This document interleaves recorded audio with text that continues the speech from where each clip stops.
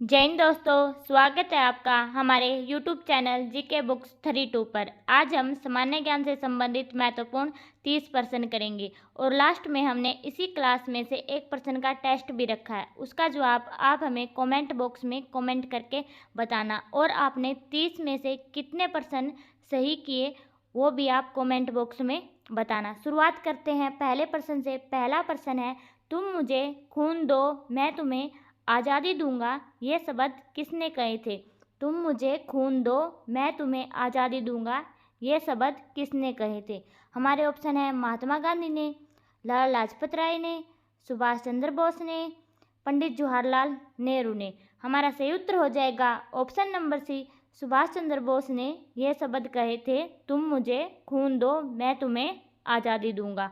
हमारा अगला प्रश्न है, महाराणा प्रताप के घोड़े का क्या नाम था? महाराणा प्रताप के घोड़े का क्या नाम था? हमारे ऑप्शन है बादल, चेतक, बुलबुल या फिर गंगा। हमारा सही उत्तर हो जाएगा option number B, Chetak. Maharana Pratap के घोड़े का नाम चेतक था। हमारा अगला प्रश्न है, रोलेट एक्ट को किस वर्ष पारित किया गया था? जो रोलेट एक्ट है उसको किस वर्ष पारित किया गया था? हमारे ऑप्शन है 1919 में, 1920 में, 1925 में या फिर 1916 में। हमारा सही उत्तर हो जाएगा ऑप्शन नंबर ए, 1919 में रोलेट एक्ट को पारित किया गया था। हमारा अगला प्रश्न है, निम्नलिखित में से करो या मरो का नारा किसने दिया था? निम्नलिखित में से करो या मरो का नारा किसने दिया था? हमारे ऑप्शन है सुभाष चंद्र बोस ने, लाला लाजपत राय ने, वीर सावरकर ने, महात्मा गांधी ने। हमारा सही उत्तर हो जाएगा option number D, Mahatma Gandhi ने करो या मरो का नारा दिया था। हमारा अगला प्रश्न है, ब्रह्म समाज के संस्थापक कौन थे? ब्रह्म समाज के संस्थापक कौन थे? हमारे ऑप्शन है राजा राम मोहन राय, लोकमान्य तिलक, दयानंद सरस्वती या फिर महात्मा गांधी। हमारा सही उत्तर हो जाएगा ऑप्शन नंबर ए, राजा राम मोहन राय ब्रह्म समाज के संस्थापक थे। हमारा अगला प्रश्न है, पहले वित्त आयोग के अध्यक्ष कौन थे? पहले वित्त आयोग के अध्यक्ष कौन थे? हमारे ऑप्शन है अरुण जेटली, के.सी. नियोगी, वाई.वी. रेड्डी या वीर शिव शंकर। हमारा सही उत्तर हो जाएगा option number B, K C. Neogi पहले वित्त आयोग के अध्यक्ष थे। हमारा अगला प्रश्न है, 14वें वित्त आयोग के अध्यक्ष कौन थे? 14वें वित्त आयोग के अध्यक्ष कौन थे? हमारे ऑप्शन है शिवशंकर, वाई.वी. रेड्डी, प्रणब मुखर्जी या फिर के.सी. नियोगी। हमारा सही उत्तर हो जाएगा option number B, Y V. Reddy 14वें वित्त आयोग के अध्यक्ष थे। हमारा अगला प्रश्न है, भारत की कौन सी नदी बंगाल की खाड़ी में गिरती है? भारत की कौन सी नदी बंगाल की खाड़ी में गिरती है? हमारे ऑप्शन है ताप्ती नदी, माही नदी, नर्मदा नदी या फिर गोदावरी नदी। हमारा सही उत्तर हो जाएगा ऑप्शन नंबर डी, गोदावरी नदी बंगाल की खाड़ी में गिरती है। हमारा अगला प्रश्न है, नाबार्ड की स्थापना कब की गई थी? नाबार्ड की स्थापना कब की गई थी? हमारे ऑप्शन है 12 जनवरी 1982 में, 1 अप्रैल 1935 में, 12 जनवरी 1969 में, 12 जुलाई 1982 में। हमारा सही उत्तर हो जाएगा 12 जुलाई 1982 में की गई थी। ऑप्शन नंबर ए सही उत्तर होगा। हमारा अगला प्रश्न है, नाबार्ड का मुख्यालय कहाँ स्थित है? नाबार्ड का मुख्यालय कहाँ स्थित है? हमारे ऑप्शन है कोलकाता में, मुंबई में, नई दिल्ली में या फिर जयपुर में। हमारा सही उत्तर हो जाएगा ऑप्शन नंबर बी, मुंबई में नाबार्ड का मुख्यालय स्थित है। हमारा अगला प्रश्न है, किस संविधान संशोधन अधिनियम द्वारा लोकसभा के कार्यकाल को 6 वर्ष से घटाकर 5 वर्ष किया था? किस संविधान संशोधन अधिनियम द्वारा जो लोकसभा कार्यकाल था उसको 6 वर्ष से घटाकर 5 वर्ष किया था? हमारे ऑप्शन है 44वें, 46वें, 42वें या फिर 52वें। हमारा सही उत्तर हो जाएगा ऑप्शन नंबर ए, 44वें संविधान संशोधन के द्वारा जो लोकसभा कार्यकाल था उसको 6 वर्ष से घटाकर 5 वर्ष किया गया था। हमारा अगला प्रश्न है, नोंगक्रेम नृत्य उत्सव किस राज्य में मनाया जाता है? जो नोंगक्रेम उत्सव है, नृत्य है, वह किस राज्य में मनाया जाता है? हमारे ऑप्शन है हिमाचल में, मेघालय में, मणिपुर में या फिर जम्मू कश्मीर में। हमारा सही उत्तर हो जाएगा ऑप्शन नंबर बी, मेघालय में नोंगक्रेम नृत्य उत्सव मनाया जाता है। हमारा अगला प्रश्न है भवैया लोकगीत किस राज्य का प्रमुख लोकगीत है? जो भवैया लोकगीत है वह किस राज्य का प्रमुख लोकगीत है? हमारे ऑप्शन उत्तराखंड का, महाराष्ट्र का, झारखंड का या फिर पश्चिम बंगाल का। हमारा सही उत्तर हो जाएगा ऑप्शन नंबर डी, पश्चिम बंगाल का जो भवैया लोकगीत है वह प्रमुख लोकगीत है। हमारा अगला प्रश्न है कंबाला भैंसा दौड़ किस राज्य से संबंधित है? जो कंबाला भैंसा दौड़ है वह किस राज्य से संबंधित है? हमारे ऑप्शन है कर्नाटक से, उड़ीसा से, आंध्र प्रदेश से या फिर उत्तर प्रदेश से। हमारा सही उत्तर हो जाएगा ऑप्शन नंबर ए, कर्नाटक से। जो कंबाला भैंसा दौड़ है वह कर्नाटक राज्य से संबंधित है। हमारा अगला प्रश्न है दारा शिकोह किसके पुत्र थे? जो दारा शिकोह है वह किसके पुत्र थे? हमारे ऑप्शन है जहांगीर के, अकबर के, औरंगजेब के या फिर शाहजहाँ के। हमारा सही उत्तर हो जाएगा ऑप्शन नंबर डी, शाहजहाँ के। जो दारा शिकोह है वह शाहजहाँ के पुत्र थे। हमारा अगला प्रश्न है तेलुगु कवि श्रीनाथ किसके दरबार में थे? तेलुगु कवि श्रीनाथ किसके दरबार में थे? हमारे ऑप्शन है देवराय प्रथम के, हरिहर द्वितीय के, कृष्णदेव राय के या देवराय द्वितीय के। हमारा सही उत्तर हो जाएगा ऑप्शन नंबर डी, देवराय द्वितीय के दरबार में थे। हमारा अगला प्रश्न है भारत के कितने राज्य नेपाल के साथ अपनी सीमा साझा करते हैं? भारत के कितने राज्य नेपाल के साथ अपनी सीमा साझा करते हैं? हमारे ऑप्शन है 5 राज्य, 6 राज्य, 7 राज्य या फिर 8 राज्य।